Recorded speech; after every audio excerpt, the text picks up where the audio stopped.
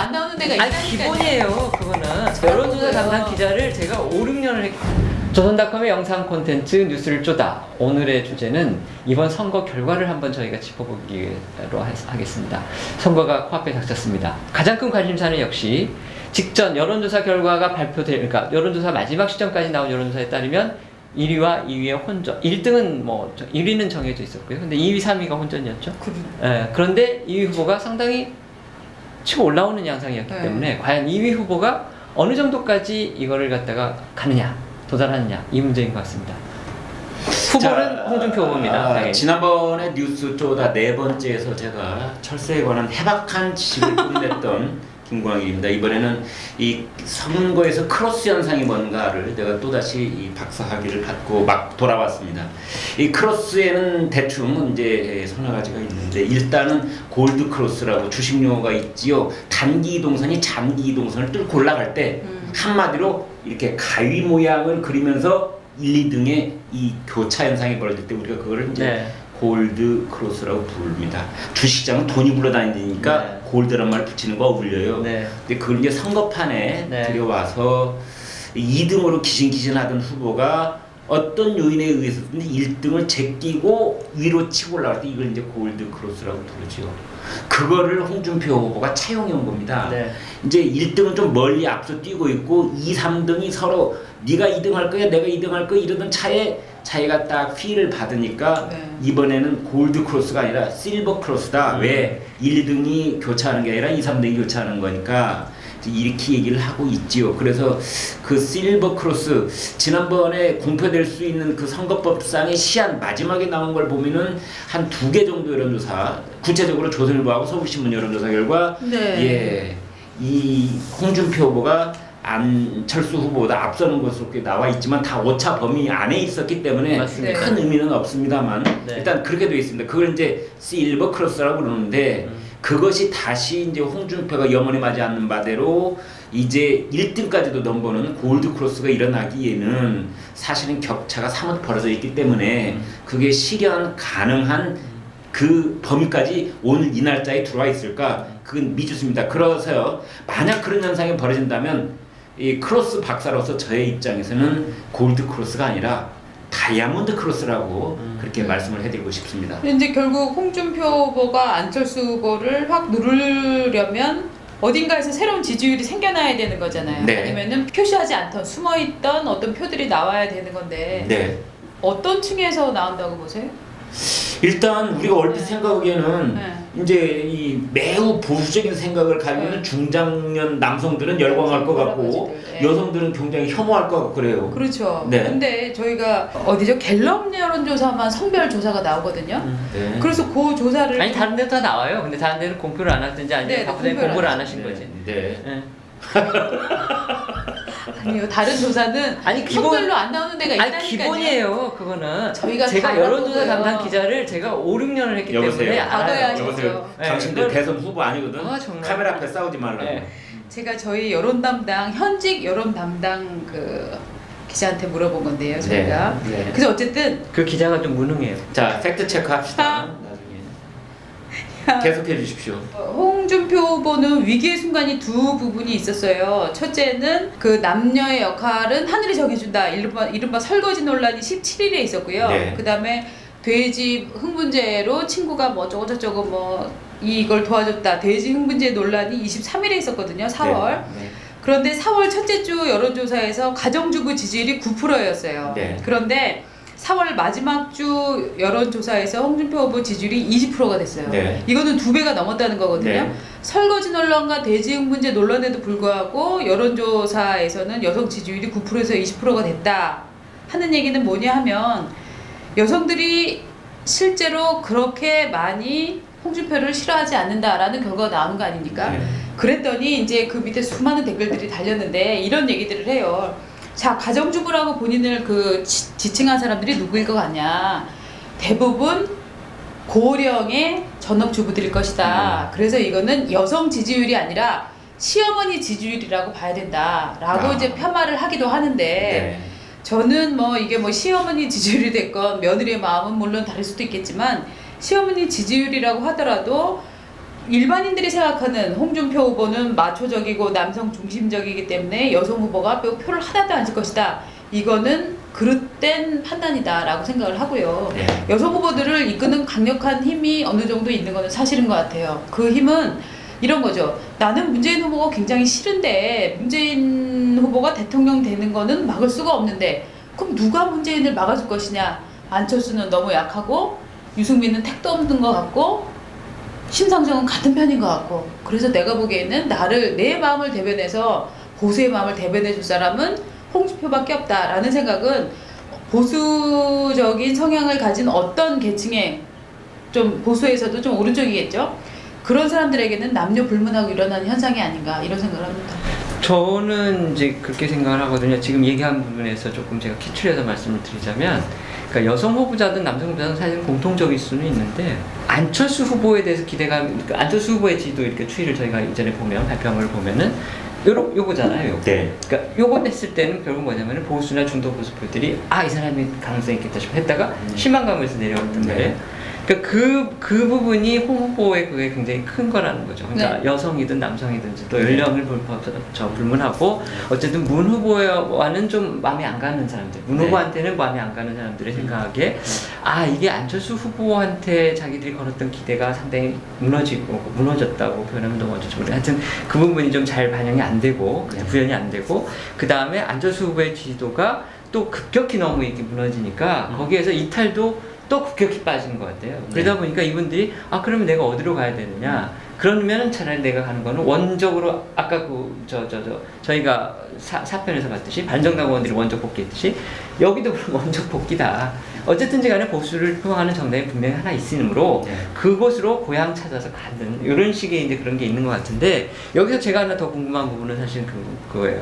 자 그러면 우리가 원래 연령적으로 보수의 가장 큰 비중을 차지하는 부분은 60대 이상 분들이잖아요. 근데 이분들이 여론조사 해보면은 투표 의향이 20대보다도 지금 낮았거든요. 근데 지난 대선에서는 이분들이 투표장이 막판에 확 쏠려 나왔기 때문에 박근혜 후보가 당선이 됐다. 이런 그렇죠. 분들이 많았잖아요. 자, 그러면 이번 대선에서는 어떨 것 같으냐. 60대 이상 분들이 여론조사에서는 그렇게 얘기를 했는데 실제로도 안 나올 거냐. 아니면 실제는 이분들이 막판에 딱 보고 있다가 5시쯤, 이번에 이제 8시까지니까 한 6시나 7시쯤 막 몰려 나올 것이냐. 네. 어떻게 보세요? 재산이 대단히 중요하지만 연령대가 가장 가까우신데. 네, 그래서 이제 많이 몰려 나올 겁니다. 관건은 저도 더 가까운 친구들 또는 제 입장의 선배들한테 물어보고 또 이런저런 자리에 갔을 때 말없이 앉아 있지만 그 사람들이 하는 얘기를 들어보면은 마지막으로 결집을 한다면은 홍준표 후보 쪽으로 모일 가능성이 굉장히 높아요. 그런데 이제 문제는 마지막 공개된 여론조사에 그때 그 수치로 비교를 해 보면은 홍준표 후보 대 문재인 후보의 차이가 많게는 트리플, 뭐 또 이제 가깝게는 뭐 더블 스코어 이상 차이가 나기 때문에 아무리 지금 내 마음 둘 곳을 내 마음 갈 곳을 잃어 최백호 노래처럼 그런 상태에 있었던 그 유권자들이 뭉친다 한들 그것이 역전 가능성의 언저리까지 도달할 수 있을 것이냐, 이건 좀 회의적인 거고요. 그래서 지금 이 순간 이제 두 번만 자면은 이제 막상 투표 본선 날인데 그렇다 하더라도 그것이 서로 경합을 이룰 만큼 될 수 있을 것인지. 아니 1등은 당연히 아니고 지금 2, 3등을 누가 하느냐 이 얘기인 거 아니에요. 글쎄요. 네. 그렇다면 2, 3등 그거 아닌데.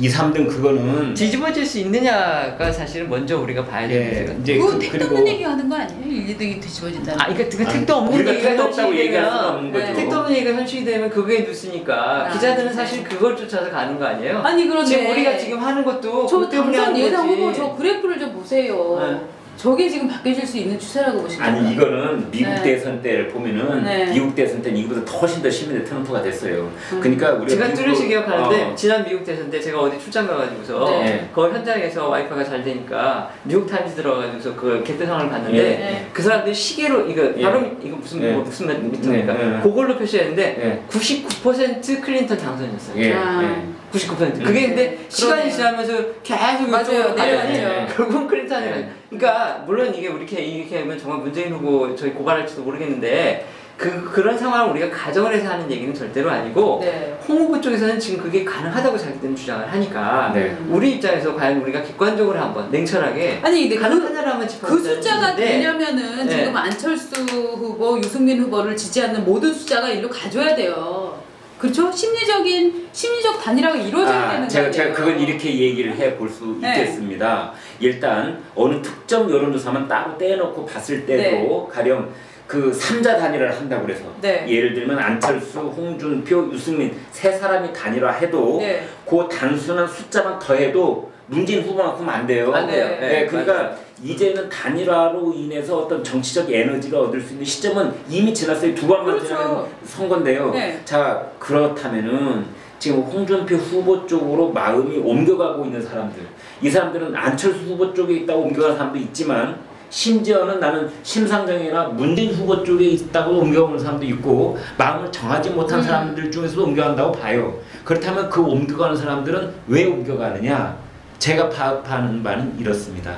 5명 주요 정당 후보 중에 자기 머릿속에 들어있는 것과 자기 표정과 자기 입 밖에 나오는 발언이 일치되어 있는 사람 2사람이 있는데 그 한 사람이 홍준표고 다른 한 사람이 심상정이에요. 네. 그리고 지난 그 한 서너 달 동안의 여론조사 추이를 보면은 이제 안철수 후보는 상당히 이 급등세를 타다가 또 급전직하로 이제 하강을 한 거고 문재인 후보는 약간씩 상승 무드를 타고 있는 뭐 그 정도고 그 다음에 이제 상승을 했다고 할까 급상승을 했다고 할까 그 두 후보가 홍준표와 심상정 후보인데 그러면 두 후보가 갑자기 저렇게 이 힘을 받은 이유가 뭐냐? 그것은 심상정 후보는 평생 노동운동을 해온 사람으로서 자기가 머릿속에 드는 생각과 하는 말과 하는 행동이 많은 부분에서 일치되어 있는 사람. 홍준표 후보 역시 말을 가다듬지 않는다 그러는데 내가 볼 때는 가다듬지 못해요. 왜? 늘 머릿속에 그런 생각을 해왔기 때문에. 네, 그런데 그 그래서, 생각에 찬동할 수 없는 사람이 너무 많다니까요. 그래서 홍준표는. 홍준표 네. 후보는 비호감을 표시하는 네. 유권자도 많습니다. 네. 근데 지금 예. 지금 저희가 얘기를 하는 지금 전제가 네. 다 지금 기존에 발표된 여론조사 그러니까 지난 1일이 마지막 여론조사 예. 그 시점이었잖아요. 예. 그러니까 그거에 의해서 지금 저희가 다 얘기를 하고 있는데 가령 어떤 여론조사 전문가들은 그런 얘기를 해요. 이제 저희 신문에 기고도 하시는 이영작 박사 같은 분들은 이제 그걸 자꾸 주장을 하시는데 뭐냐면 하나의 지금 기존 여론조사에 굉장히 큰 맹점이 하나 있다. 뭐냐 이거는 응답률이 아직도 낮다. 그렇죠. 그러니까 이 여론조사에서 자기가 정말 보수라고 생각하는 분들 아니면 역대 보수 정권에 표를 찍었던 분들은 아예 응답 자체를 안 했기 때문에 네. 지금 이 여론조사만 갖고서 기준으로 했을 때 가령 뭐 배 차는 더블 스코어를 뭐 집을 수 있느냐 네. 뭐 다 합쳐도 한 사람한테 안 된다 네. 이런 전제 조건은 그분 입장에서 봤을 때는 맞지 네. 않다. 그래서 그러면서 샤이 보수가 분명히 있고 그 샤이 보수들이 선거장에 정말 나타날 수 있다면 그렇다 그러면은 이 선거 결과는 굉장히 달라질 수 있다. 여론조사 네. 결과는 네. 그렇게 주장하는 분이 분명히 있는데 예. 그거는 별로 가능성이 우리 김 선배는 없다고 보시는가 봐요. 그렇습니다. 네. 그리고 또 시국자가 하나 궁금한 게 네. 있는데 네. 정치부 기자 오래 했잖아요. 네. 지금 이제 여론조사 공개할 수 없는 시점이 며칠이 지났는데 네. 정치부 기자들은 비공개로 한 여론조사 결과를 다 알고 있죠. 서로 공유하죠. SNS에서 서로 주고받고 정당에는 다 나와 있잖아요. 지금 추세가 어떻습니까? 제가 현장을 떠난 지가 너무 오래됐어요. 예? 알고 있으면 지금 현장을 얘기 못하는 거죠. 선거법에 걸릴까봐. 아니 그거는 그때 여론조사 결과라는 걸 하나만 사실은- 가르쳐 주세요. 추세가 좀 뒤집어진 부분이 있으니까. 아니 제가 없으니까. 설명을 드릴게요. 제가 설명을 네. 드릴게요. 지금 김선박에 가신 소위 말하는 그 밖으로 드러나지 않는 여론조사 결과라는 게 대개 네. 이제 몇 가지가 있는데 첫째는 뭐냐면 각 당이 자체적으로 매일 하는 여론조사가 네. 있습니다. 네. 거의 각 당의 그 연구기관들이 ARS라고 해가지고서 하는 그게 있고요. 예. 그다음에 두 번째는 그 방송사들이 예. 출구조사에 대비해서 방송사들은 그날 하루에만 바로 그 출구조사한 걸 내는 게 아니고 음. 그 어느 정도 시점을 정해가지고 계속합니다. 왜냐면 그 최소한의 그 표 오차를 최소화하기 위해서 오차를 그래서 그 결과들이 있습니다. 그다음에 세 번째는 정부 기관에서 하는 게 있습니다. 예. 가령 정부 뭐 기관은 국정원, 예. 청와대 정무수석실 예. 그런 데서 경찰청 예. 이런 데서도 저희가 알기로는 하거나 아니면 수집하거나 알고 있고요. 네. 그다음에 네 번째는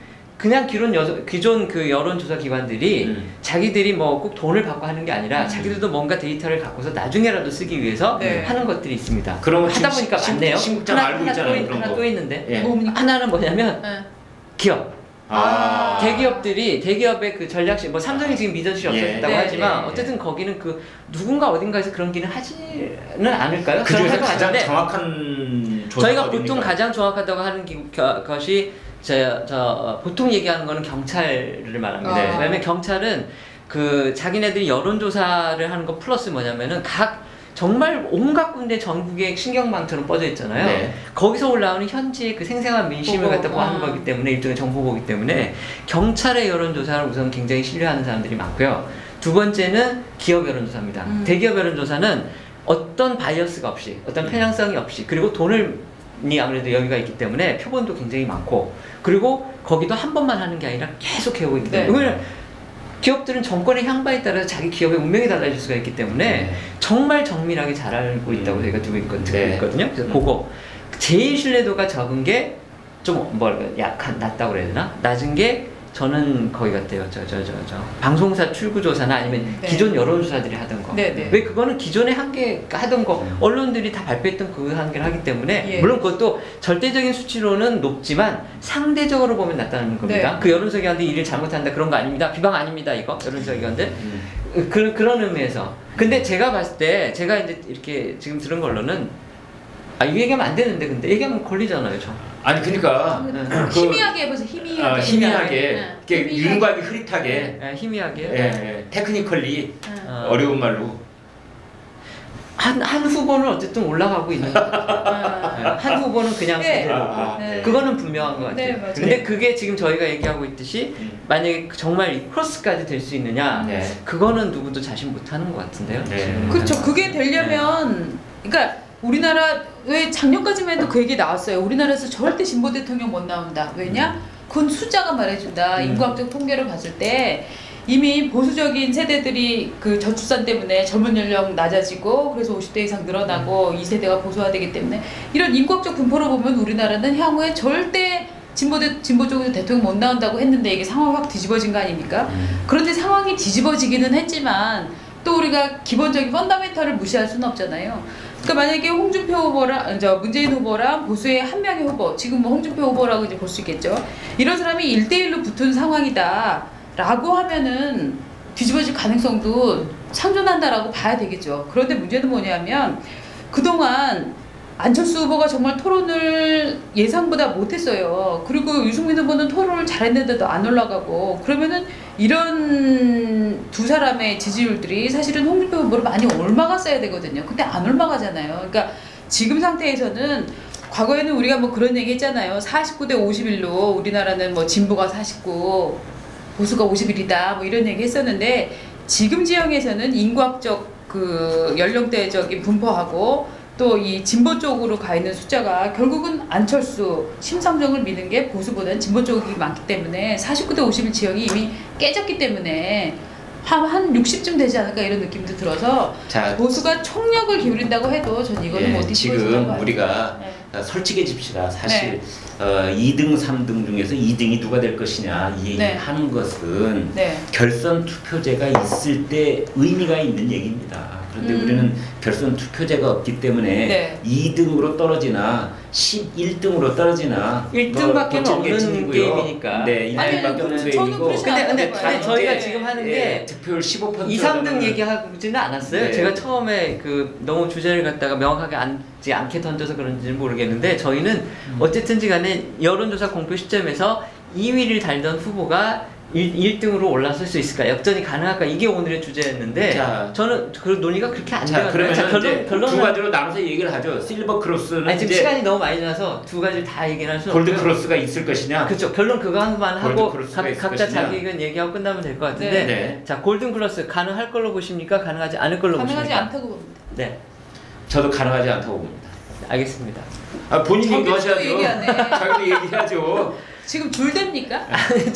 저도 사실은 가능하지 않다고 보는데, 그렇게 얘기하면 지금 15분 동안 우리가 또 그러면 의미가 없어지잖아요. 우리가 전제 조건이 있는 거죠. 우리 세 사람의 예상이 틀릴 수도 있다는 거.